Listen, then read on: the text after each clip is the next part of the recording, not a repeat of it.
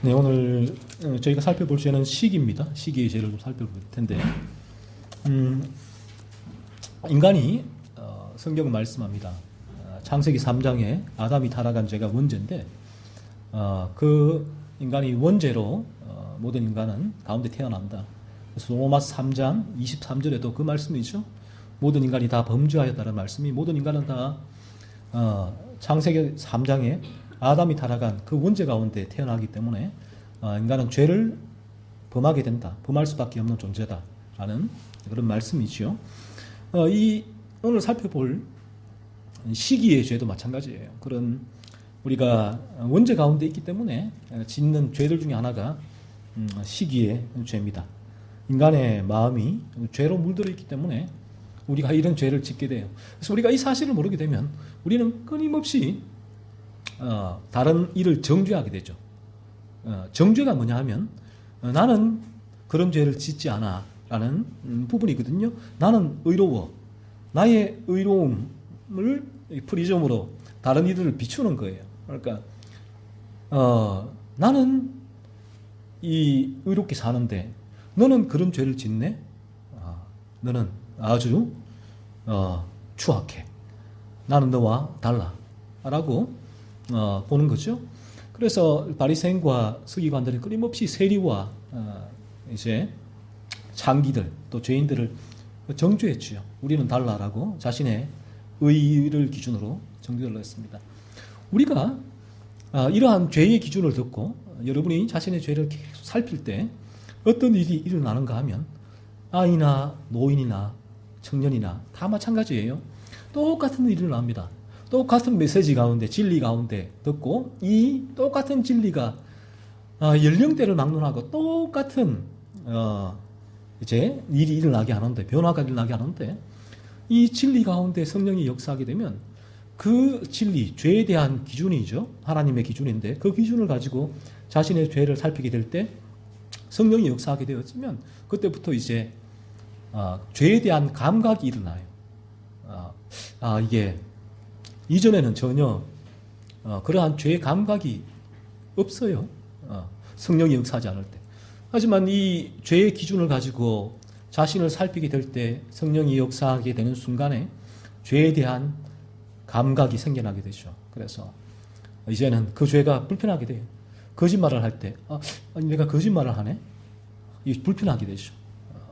누군가를 미워하게 될 때 불편하게 되고. 이 부분이 이제 죄의 각성으로 진입한 그러한 증거로 보셔도 되는데, 그래서 이 죄의 각성의 마지막이 어딘가 하면 이 죄를 왜 각성하게 되느냐 하면 죄를 깨닫게, 왜 사람이 죄를 깨달아야 되는가 하면 왜 제가 지금 오늘도 시기의 죄에 대해서 설교할 텐데 왜 이 죄를 여러분에게 하나님의 기준이란 말이에요. 하나님께서 시기를 죄라고 말씀하시는데 이 죄를 여러분에게 말씀하고 있는가 하면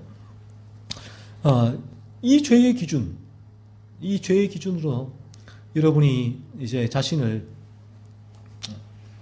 계속해서 살피게 될 때 이 단지 내가 이 죄를 나는 깨달았어. 나는 이 죄를 불편해. 야, 내 아이가 나는 이 정도의 신앙에 이미 단계에 이르렀구나 라는 그 부분이 아니에요. 죄에 대해서 여러분들에게 알려주고 깨닫게 하는 거기서 그친다면 이것보다 더 큰 이단 사설은 없죠.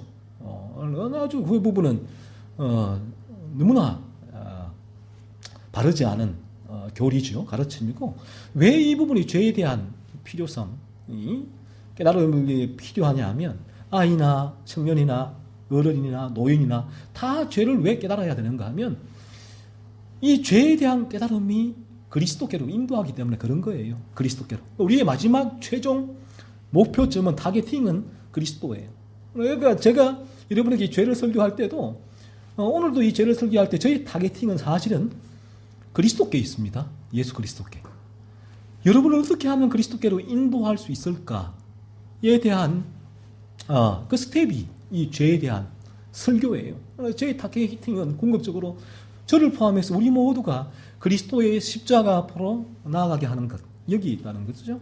자, 그러면 인간이 어떻게 예수 그리스도의 십자가 앞에 나아가게 되는가, 그 십자가를 믿게 되는가 했을 때에 예수 천당 불신 지옥, 그리스도는 우리에게 그 삼중 축복, 오중 축복을 주시기 때문에 천국에도 가고 이 땅에도 내가 하는 모든 일에 성공을 하기 때문에 예수를 믿어야 된다가 아니라 오직 그리스도는 우리를 죄에서 건지시기 위하여 오신 거거든요.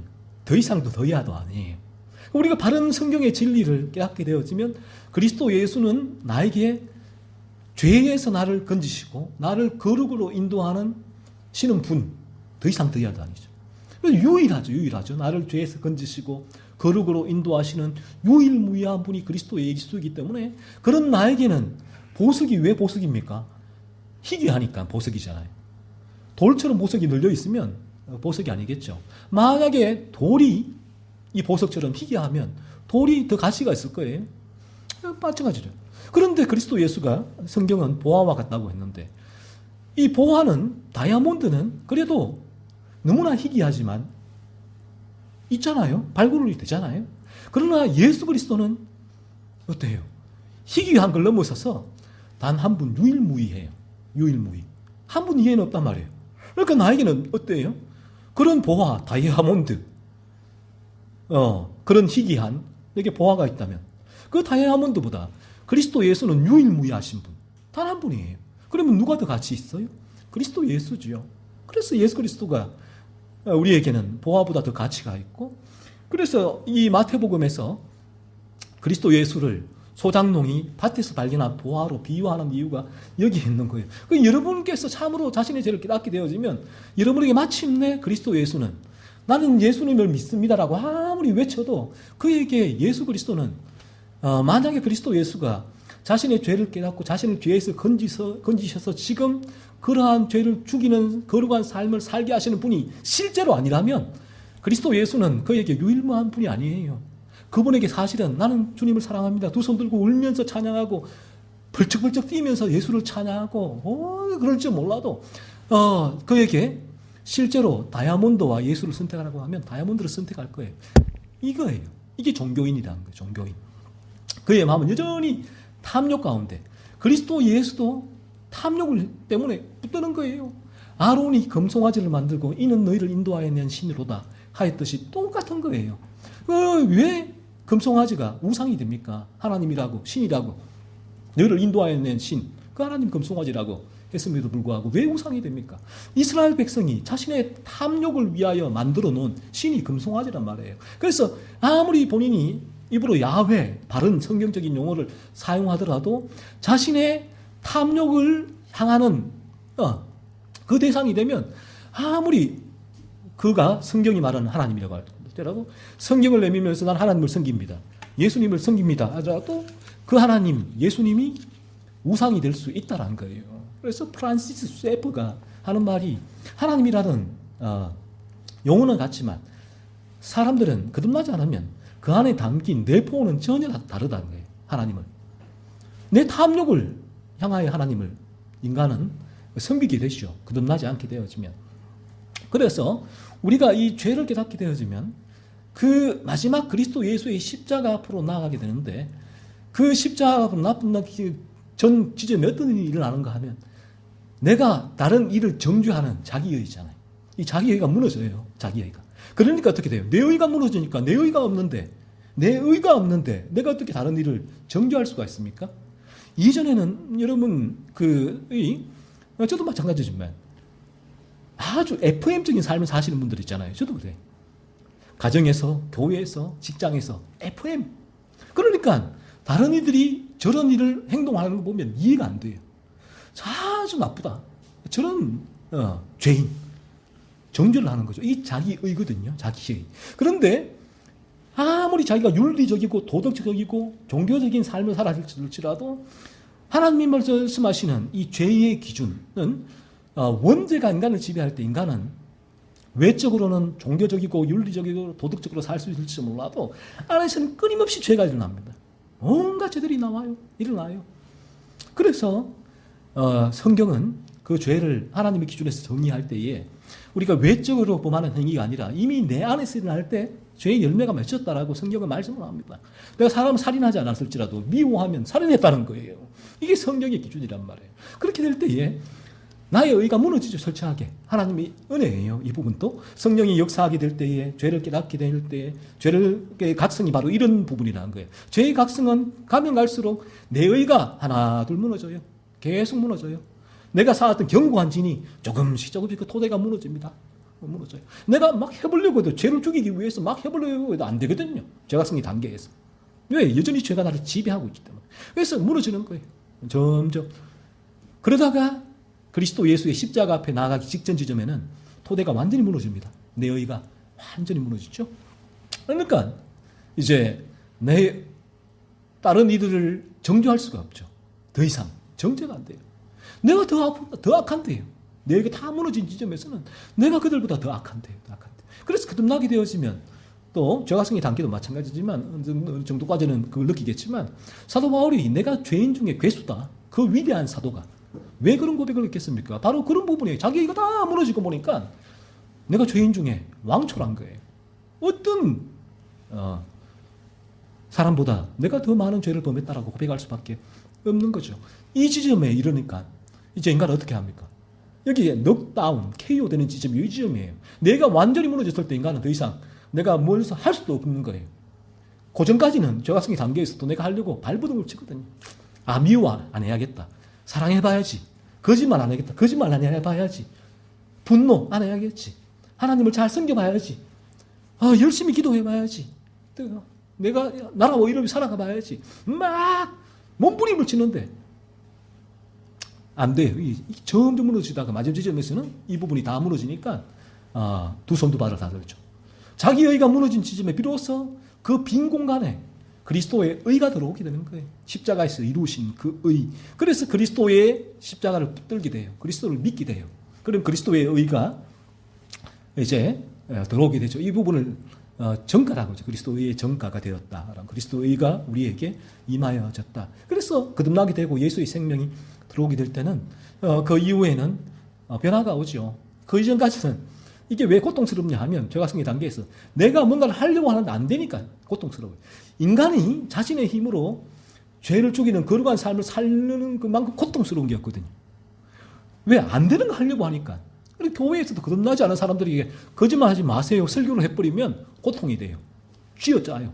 그러니까 한 두세 번 듣다가는 그냥 목사님 또 저 말씀하시네. 한 귀로 듣고 한 귀로 올려 그랬죠. 나는 구원받았어. 그래도 이렇게 믿어버리는 거죠. 그래도 이런 삶은 안 돼. 신앙과 삶의 괴리야. 나는 성화되고 가고 있어. 이렇게 자기를 합리화하는 거예요. 열합리화. 그의 삶에는 전혀 변화가 없죠. 그러니까 이 사람이 세상에 나가면 똑같아. 사람과 사는 건. 교회 안에서는 다르죠. 왜? 종교적인 행위를 하니까. 성경 거룩하게 가지고 오고 거룩한 기도를 하고 누구보다 기도도 잘하고 설교까지 성경까지 잘 해석을 하고 뭐 이러니까 헌금도 많이 하고 그러니까 전혀 다르죠. 하지만 그러한 자신의 내면에서는 전혀 아무런 변화가 없어요. 이전에 탐욕이 살아서 그런 죄를 지을 수밖에 없는 존재가 인간이다라는 부분이에요. 그래서 우리가 이러한 죄를에 대해서 제가 설교하는 이유가 여기에 있다라는 부분이에요. 오늘도 이 시기에 죄를 설교할 텐데 이 시기의 죄를 여러분들이 말씀을 통해서 바라보면서 여러분에게 이 시기를 찾아내셔야 되죠. 죄를 계속해서 내게 일어나는 이 시기를 찾아내게 되어지면 성령이 역사하시게 되고 이 진리를 대면하는 과정이거든요. 그래서 우리가 죄각성의 단계로 나올 수 있는 길은 은혜의 방편을 사용하라고 말씀하고 있는데 많은 이들이 이 부분에 있어 에드워즈가 말한 은혜의 방편, 청교도들이 말한 은혜의 방편에서 오해를 해요. 이게 있어 그래 내가 기도하면 기도와 말씀 뭐 이게 다 은혜의 방편 아닌가? 라고 하는데 그렇지가 않죠. 이 기도와 말씀도 사실은 말씀 이외에는 없어요. 진리 이외에는 그 단계에서는. 그러니까 진리를 직면하는 것이고 내가 기도하는 것도 사실은 이 진리를 가지고 기도할 때 진리를 직면하는 과정이에요. 이 진리 이외에는 은혜의 방편이 없어요. 그래서 이 진리를 이 단계에서는 계속해서 직면해야 됩니다. 직면. 마저 써야 하는 것인데 그 진리를 직면하는 것이 이처럼 이 시기에 죄의 설교를 듣고 그 기준을 세우고 그 기도도 하나님 제가 이 시기의 죄를 살펴보게 하옵소서 진리를 직면하는 일이죠. 이 기도도. 그렇게 될 때에 성령은 진리의 영이시기에 진리 가운데 역사하시기 때문에 진리를 직면하는 가운데 성령이 역사하시면 어느 순간 나에게 변화가 온다. 내 마음에 이게 죄가 이게 이전에는 전혀 내가 느끼지 못했던 그런 죄를 느끼게 되고 그때부터 죄각성에 존 버년이 그 지은 철로역정에 나오는 그 주인공 크리스찬처럼 그런 철로역정이 죄의 짐을 벗기 위한 갈보리 언덕에 그리스도께의 십자가로 나아가는 철로역정이 비로소 그에게 시작된다는 거예요. 그걸 마틴 로디 존스 목사님도 이 구약은 인간의 실패를 기록한 책이라는 거예요. 인간이 자기 의로 거룩하게 되고자 했던 인간의 실패, 인간의 죄성이 구약의 몇천 년 기간 동안에 입증이 됐다는 거예요. 구약은 인간이 얼마나 죄로 물들어 있는가, 그 죄를 이길 수 없는 원죄로 물든 인간의 상태를 입증한 책이 구약이란 거예요. 그래서 우리는 구약을 통해서 내가 얼마나 죄로 물들어 있는 존재인가, 우리가 얼마나 죄로 물들어 있는 존재인가를 알게 되죠. 여기서 우리가 죄가 생긴 한계 들어오면 일어나는 변화 중에 하나가 다른 이들에 대한 정죄가 약해져요. 다른 이들이 조금 약해집니다. 자연 이 죄가 생긴 단계 들어오기 전에는 내가 큰 죄를 안 지었으면, 살인을 안 했고 다른 큰 죄를 범하지 않았으면, 내가 아주 그 모범적인 삶을 살았으면 그 삶을 가지고 다른 일을 끊임없이 정죄하게 돼요. 정죄. 죽일 놈, 나쁜 놈, 저놈 저거 봐 하게 되는데, 그러나 죄각성의 단계에 들어오게 되어지면 이 부분이 약해지죠. 왜? 내 안에 이게 저 살인마 보다 더 많은 살인을 저질렀네. 내가 오늘도 나는 아내를 미워했는데, 남편을 미워했는데, 자녀를 미워했는데, 이거 살인이라고 성경은 요한 1서에서 말했는데 나는 오늘도 살인을 범했네. 내가 살인마가 아닌가? 이렇게 되니까 이 프리즘으로 보니까 이제 그 정죄의 의식이 약해지게 됐죠. 그리고 정죄의 의식이 약해지니까 다른 이들을 향한, 가족들을 향한 죄가성의 단계에서도 이전과는 다른 그런 약간의 태도의 변화는 있게 돼요. 물론 죄가 지배하기 때문에 또 반복이 될 수밖에 없지만 그러한 변화가 있게 되고, 이 부분이 거듭나게 되어지면 상당한 변화가 오게 되죠. 그 부분부터는 나의 이 다른 일을 바라보는 프리즘은 내가 죄인 중에 괴수라라는 이 프리즘을 가지고 바라보기 때문에 다른 이들에 대한 정죄가 너무나 거의 죽어지게 되죠. 그런 부분이 올라올 때는 죄의 유혹이고, 그래서 그 죄의 유혹을 이제 죽이게 되고, 다른 이들보다 자신에게 너무나 엄격하게 되죠. 사실은 저 사람이 내게 문제를 일으켰음에도 불구하고 죄의 유혹은 저 사람에 대한 분노가 일어나게 하지만, 이 거듭나게 되어지면 예수의 생명이 어떻게 해야 되는가 하면 그 순간 분노를 일한 나의 죄를 보게 해요. 이게 어떤 인간적으로 볼 답답한 노릇이잖아요. 저 사람이 문제가 있는데, 그렇다면 모든 걸 저 사람으로 이게 해결을 책임을 물어야 되는데, 내가 내 죄를 바라보고 있으니까 이게 얼마나 인간적으로 보면 얼마나 답답한 노릇입니까? 그러니까 이런 일이 일어나니까 어떤 인간관계에 있어서도 큰 악화된 상황이 일어나지 않게 되겠죠.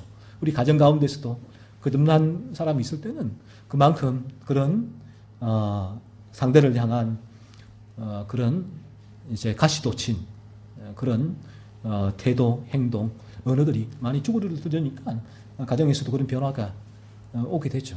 그래서 저 같은 경우도 제가 거듭나게 됐을 때에 이전에는 이 교역자들을 제가 선임으로 대할 때 FM이었거든요. 남들 다른 분들보다 참 잘한다고 했으니까.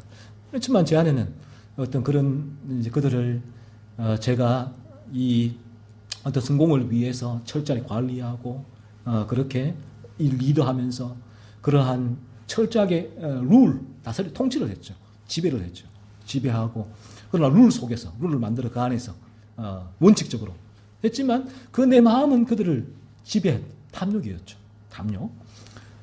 그런데 이제 거듭난 이후로는, 거듭나면서 이제 그 부분이 죽어지게 되죠. 죽어지게. 이게 참 놀라운, 저도 볼 때에 놀라운 변화였는데, 그 전까지는 내 안에 탐욕이 있으니까 내가 그렇게 왜 통치합니까? 지배합니까? 나의 존재에 대한 부분이에요. 존재를 과신하고 내 존재를 다른 이들에게 알리고 심어주기 위해서 나는 이 정도의 사람이야. 사람.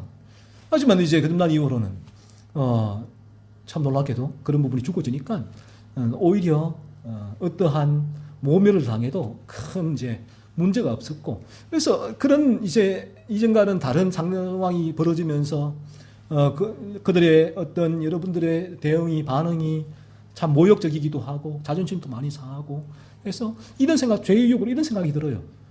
야, 이건 너무한 거 아닌가? 문제는 저들에게 있는데 내가 왜 여기까지 이렇게 살아야 돼?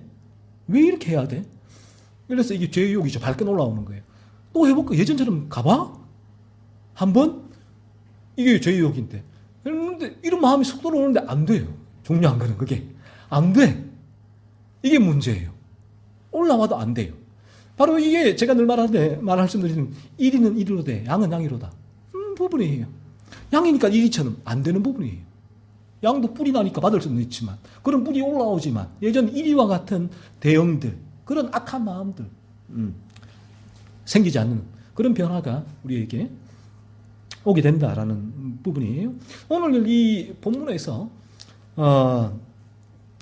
이스라엘 백성의 장로 70명에게 하나님께서 영을 임하게 하셨습니다. 여기서 영은 히브리어로는 루아어, 헬라어는 뽀뉴마, 성령이에요. 성령인데, 구약에서는 성령이 왔다 갔다 하시잖아요. 신약은 거듭나면 내주하지만, 구약은 이제 거듭나지 않아도 성령이 왔다 갔다 하셨다라고 기록이 되어 있죠. 그런데 70인의 장로에 속했던 사람 중에 엘닷과 메닷이라는 두 장로가 이 장막, 성막, 회막에 있지 않고 진영이 남아 있었단 말이에요. 거기 안 가고 68명이 있었고 2명은 진영에 있었다는 거죠. 안 나간 거예요. 다 거기 있었는데 어떤 연유가 있었든지. 그런데 그들에게도 성령이 임한 거예요. 루아가. 그러자 한 소년이 모세에게 고자질을 한 거예요. 회막에도 가지 않은 엘닷과 메닷에게도 성령이 임해서 예언을 했습니다라고 고자질을 했습니다. 그러자 27절에는 모세의 보좌관, 우리가 아는 요수아서를 기록한 가나안 땅을 점령한 모세를 바통을 이어받은 위대한 이제 영도자죠. 요수아가 이렇게 얘기를 합니다. 내주 모세여, 그들 엘닷과 메닷을 말리소서, 예언 못하게 하소서라고 얘기를 합니다. 그래서 왜 이 말을 했는가 하면, 모세가, 성경은 얘기를 합니다. 요수아가 그 말을 했는데 성경은 얘기해요. 왜 요수아가 그 말을 했는지 그 마음을 성경은 드러냅니다.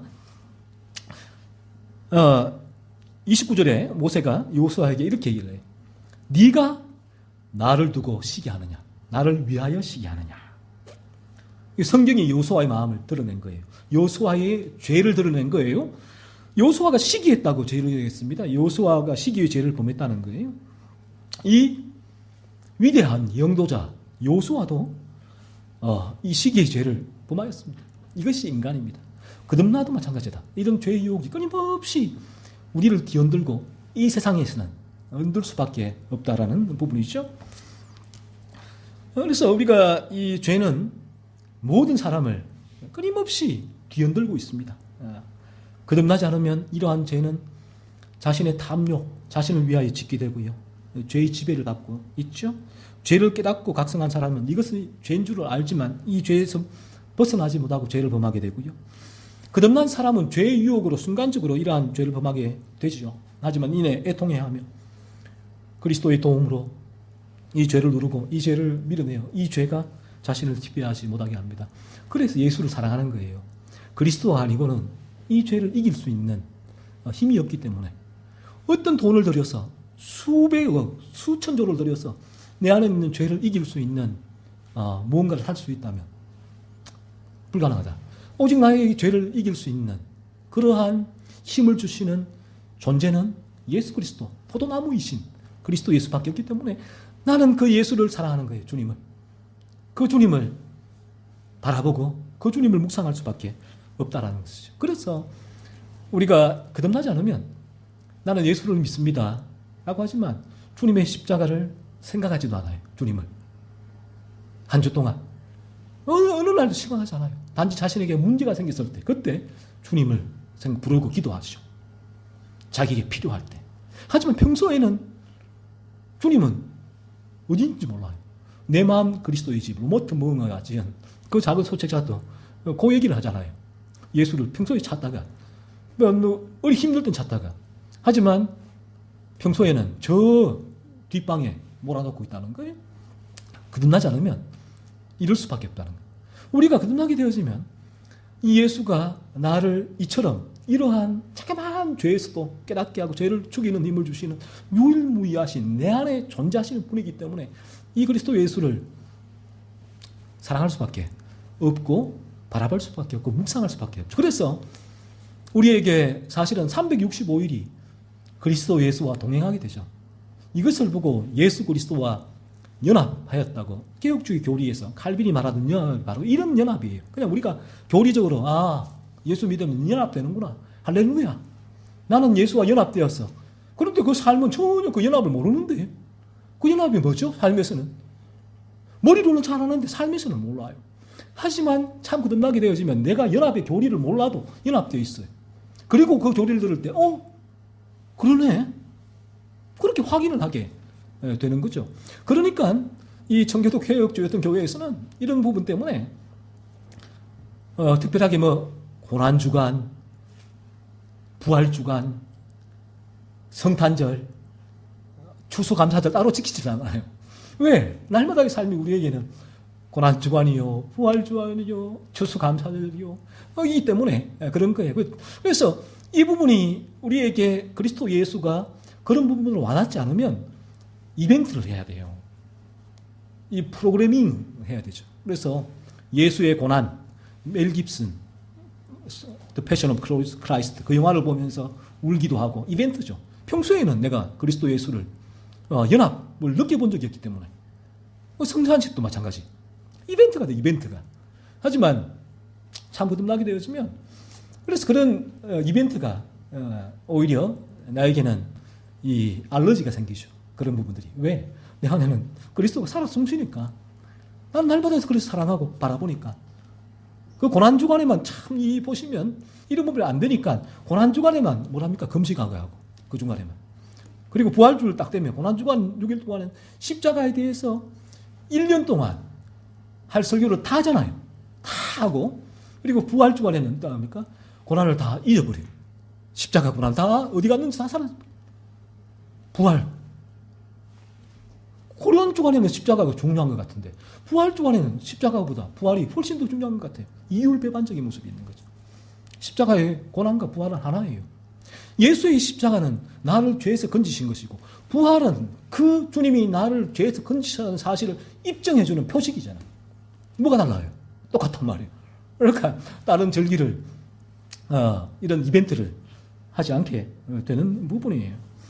그래서 오늘 이 본문에서 이 시기라는 이 죄가 성경은 우리에게 죄라고 분명히 말씀을 해주고 있죠. 하나님의 기준에서 시기는 죄란 거예요. 오늘날에 이 세상은 시기를 죄라고 하지 않습니다. 시기하여 누군가를 해하게 될 때 그때 죄를 범했다고 하죠.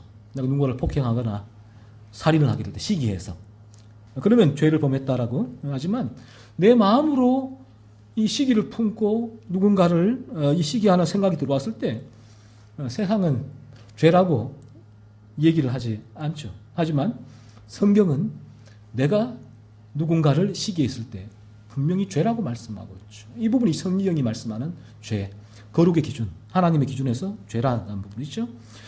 이 시기가 표준 대국어 국어대 사전에서는 남이 잘 되는 것을 셈하여 미워함이라고 말하고 있고요. 그리고 성경 사전에서는 이렇게 얘기를 합니다. 시기를. 우리가 시기 다 알고 있지만 사랑의 대상의 획득을 위태롭게 하는 자에 대한 정오, 질투의 일종.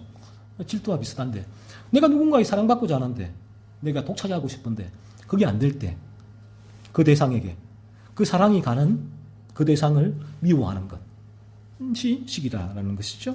이런 의미로 시기를 볼 때의 시기는 남이 잘 되는 걸 싫어하는 마음. 참 신기하죠. 우리가 남이 잘 되는 것을 싫어하는 것을 배우지 않았는데 참 이상하게 남이 잘 되면 이 배가 아파요. 사촌이 땅을 사면 배가 아프다고 합니까? 이게 참 신기하죠.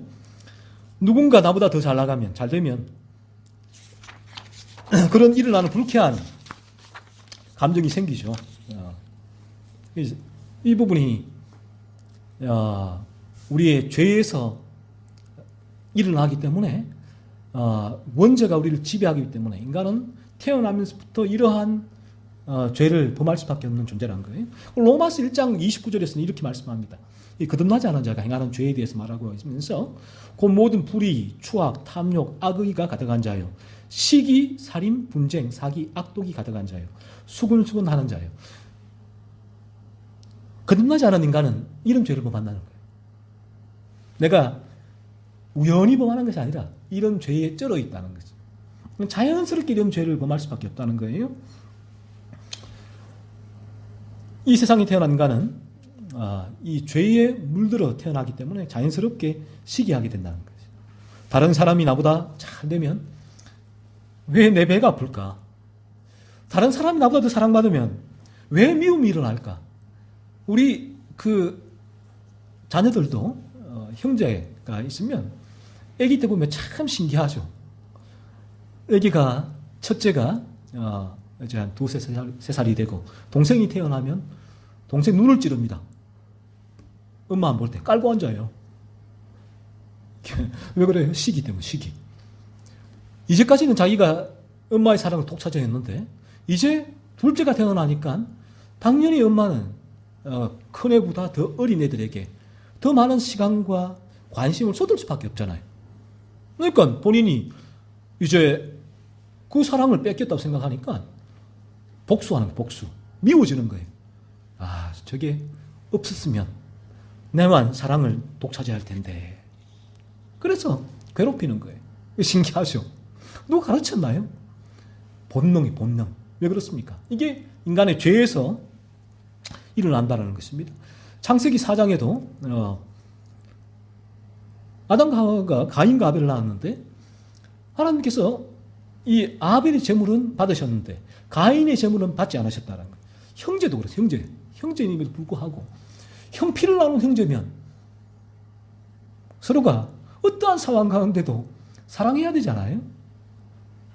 하지만 그렇지가 않다는 거예요. 왜 이 땅 가운데서도 형제, 부모, 자녀 가운데 칼부름이 일어나고 관계를 끊어버리고 서로를 미워하고 그런 일이 왜 일어나느냐? 이 죄 때문이라는 거예요. 그러니까 가인이 이 아벨을 제물을 받으신 하나님, 아벨이 나보다 더 하나님께 인정을 받고 사랑받으니까 아벨에 대한 시기가 일어난 거예요. 야, 저놈만 없으면 내가 하나님의 사랑을 독차지할 텐데. 그래서 어떻게 했습니까? 이 가인은 아벨을 살인했잖아요. 인류 최초의 살인자 가인. 요셉의 형들은 어땠습니까? 사도행전 7장 9절에서 이렇게 얘기를 하죠. 창세기에서는 명확하게 기록되어 있지 않지만 사도행전 7장 9절에서는 왜 형들이 요셉을 팔았는가? 그 사랑스러운 막내 동생은 어떻게 애굽의 상인한테 팔 수가 있습니까? 여러분 이해가 됩니까? 이 시기를 하게 되면 인간의 죄인데 눈에 보이질 않아요. 그때는 우리가 시기를 하게 되어지면 시기하는 상대방이 제발 내 눈앞에서 사라졌으면 좋겠다. 지구를 떠나더라. 떠나도 좋겠다.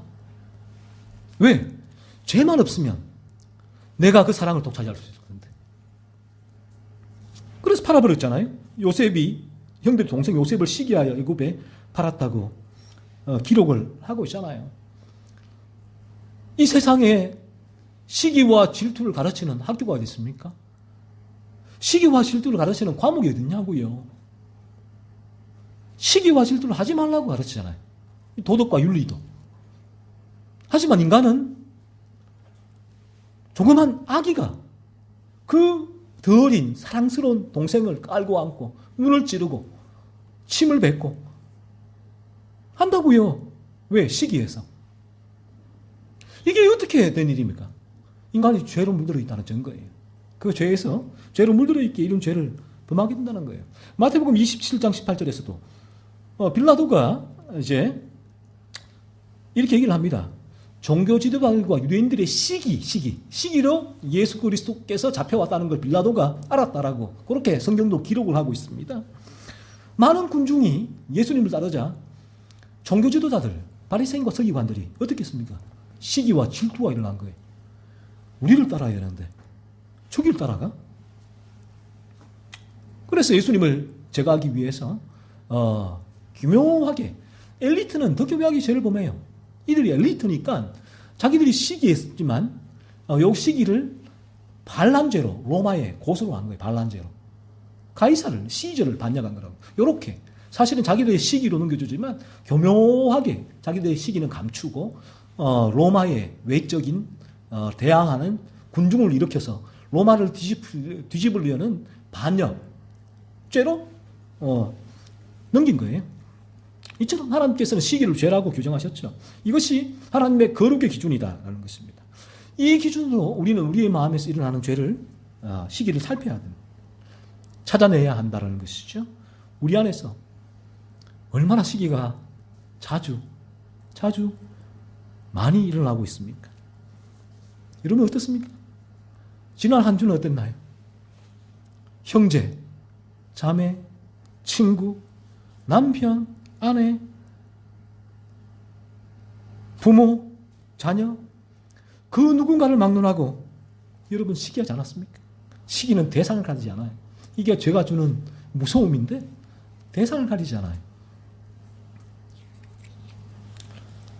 우리의 마음이 죄로 물들어 있지 않다면 우리는 시기하지 않을 겁니다. 누군가 나보다 더 잘 나가면, 잘 되면 일어나는 언짢고 불쾌한 마음, 나보다 더 잘 안 되기를 바라는 마음, 누군가 나보다 더 사랑받게 될 때 일어나는 그를 미워하는 마음, 시기의 죄예요. 여러분 이 죄를 찾아내십시오. 다음 한 주간 계속 찾아내십시오. 하나님이 죄라고 말씀하세요. 이 부분이 우리의 원죄에서 일어나는 죄다라고 말씀하고 있다는 거예요. 우리가 거듭나게 되어지면 죄가 죽는다고 했을 때에 보편적인 죄가 죽어요. 그러니 이 시기의 죄도 죽게 되죠. 그래서 이 죄의 유혹으로 시기가 일어나기도 하지만 그 시기가 내 마음을 지배하지 못합니다. 시기가 내 마음을 지배하면 무서워요. 내 마음을 지배하게 될 때는 시기하는 대상을 내가 미워할 수밖에 없고, 시기하는 대상이 제발 사라져라. 사라졌으면 좋겠다. 그래서 그 부분이 자연적으로 일어나지 않게 되어지면, 이 시기가 지배해서 일반응총을 뚫어버리면 내가 그를 직접 제거하게 되죠.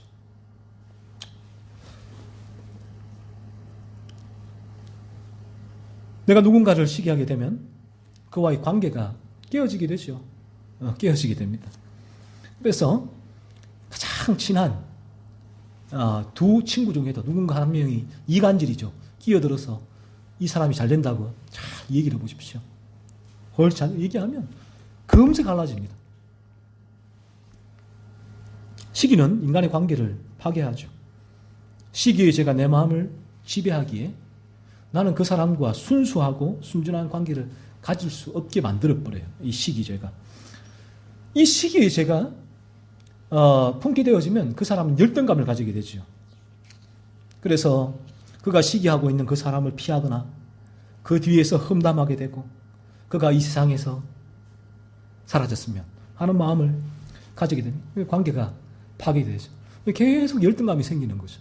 나보다 못한 사람들이 있으면 우월감을 가지게 되고, 나보다 더 나은 사람이 있으면 기가 죽고 열등감이 있고 그 자리를 계속해서 피하게 되지요.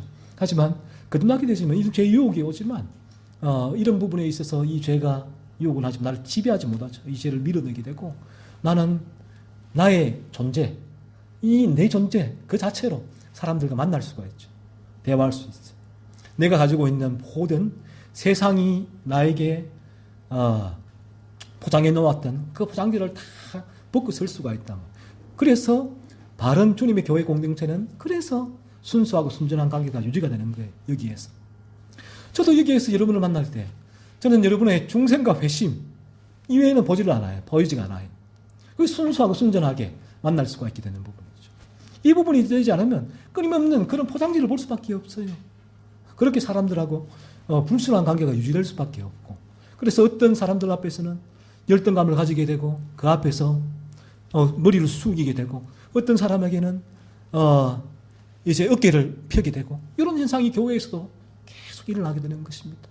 교회에서도 특정 부류는 대우를 하고 특정 부류는 무시를 당하고 하는 이유가 왜 생기는가? 바로 이런 부분 때문에 생기는 부분이에요. 사실은 이 부분이 어떤 그러한 자신에게 있는 죄, 시기의 죄에서 비롯되는 부분이지요. 그리고 이 시기의 죄는 인간을 고통스럽게 합니다. 죄 가운데 있는 인간은 시기하지 않으면 살 수 없어요. 생존을 위해 시기할 수밖에 없다라는 거예요. 하지만 이 시기하는 일은 사실은 고통입니다. 고통. 얼마나 다른 사람을 시기해서 미워하고 분노하는 게 얼마나 고통스러운 일인가요? 하지만 그는 그 일을 하지 않으면 생존할 수 없기에 그 일을 하게 되고 그 일을 함으로 자신의 탐욕을 채우고 또 기뻐하게 되죠. 하지만 그가 죄가성의 단계에 들어오게 되어지고 바른 하나님이 우리에게 주신 인간의 자리를 찾아가게 될 때는 이 시기란 자체가 고통이 되죠. 그래서 죄가성의 단계에 들어오게 되어지면 이러한 죄가 고통이 되는 것입니다.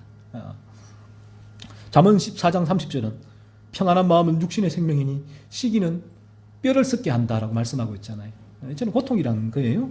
우리가 거듭나게 되어지면 시기의 죄에서도 벗어날 수 있기 때문에 그래서 우리 마음에 이런 평안들이 오는 이유가 여기에 있는 거예요.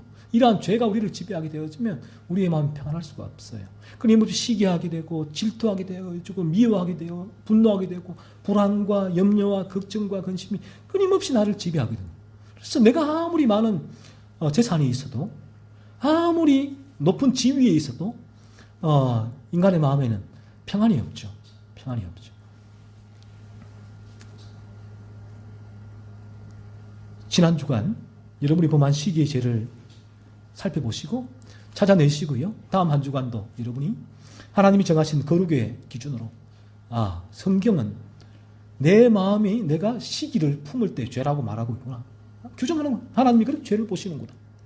그렇게 죄를 찾아내고 하나님께 회개하시고 그리고 그러한 죄를 찾아낼 때에 하나님 이 죄를 통하여 내가 얼마나 죄로 물들어 있는지 하나님 깨닫게 해주시고 그리고 제가 이 죄에서 벗어날 수 있도록 하나님 도와달라고 그렇게 기도하고 그리고 또 거듭난 이들은 이 시기의 죄를 살피고 이제는 더욱더 온전하게 조그만 시기의 죄, 이 유혹도 들어오지 않을 수 있도록 하나님 거룩한 삶을 살 수 있도록 나를 도와달라고 기도하시고 그렇게 한 주간 부지런히 여러분의 죄를 살피고 찾아내십시오. 아무리 교리를 제가 이제 블로그에 오전에 이제 새벽에 좀 일찍 와서 글을 하나 적었는데 올리겠지만 아직 올리지 않았지만 오늘 그 글을 이제 올릴 텐데 이런 부분이 있습니다. 아무리 교리를 성경적 개혁적인 교리를 공부를 많이 해도 그 교리가 나를 죄를 죽이는 거룩한 삶으로 인도하지 않는다면 그 교리는 아론의 금송아지 우상과 같아요. 우리를 그렇게 지식을 만들게 되는 것입니다. 하지만 이 개혁주의 바른 교리는 알아야 돼요. 이 교리를 통해서 우리가 중생과 거듭남으로 갈 수 있기 때문에.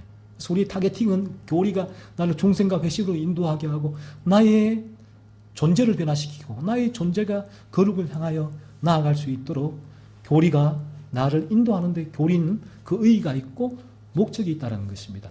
아무리 많은 것을 여러분들이 교리를 공부해도 여러분의 삶 가운데 실제로 성령의 역사에서 이러한 죄를 깨닫고 죄를 죽이고 거듭나고 거룩한 삶으로 가는 실제적인 삶의 변화가 없다면 여러분이 추구하고 있는 그 교리는 여러분에게 금송아지와 진배 없다라는 것이죠. 한 주간 그랬기 때문에 여러분이 하셔야 할 일은 부지런히 죄를 찾아내십시오. 지금 제가 이 죄를 찾으라고 했을 때 이 부분이 교리예요. 사실은 교리를 제가 따로 특별하게 가르치지 않지만 제가 설교하는 모든 설교에는 개혁주의 교리가 바탕에 있는 거예요. 칼빈주의의 5대 교리. 첫 번째 전적 타락의 교리가 이 교리란 거예요. 그 여러분께서 계속해서 이와 같은 죄를 탐사하고 바라보고 있을 때에 나중에 이 교리에 대해서 또 한번 제가 얘기할 기회가 있겠지만 기회가 되어질 때 그 교리를 들을 때 내가 아는데 나는 이미 그 교리가 여러분의 지식이 아니라 여러분의 삶의 그 교리가 이게 내 안에 들어와서 작동하고 그런 부분을 깨닫게 될 거예요. 그러면 더 이상 교리는 지식의 지성 영역이 아니라 내 존재의 영역, 삶의 영역으로 내려와 있는 거죠. 그래서 교리로 말미암아 내가 공부했다고 교만할 수가 없고 교만으로 이끌지 아니하고 이 교리는 나를 더욱더 겸손하게 거룩의 삶으로 이끌어가는 도구, 동력이 된다라는 것입니다. 다시 한 번 더 말씀드립니다. 다음 한 주간 오늘 설교한 이 시기 여러분 한번 계속해서 여러분은 살피시고 하나님께서 이 시기를 통하여서 내 마음이 얼마나 죄로 물들어 있는지 바라볼 수 있게 달라고 기도하십시오.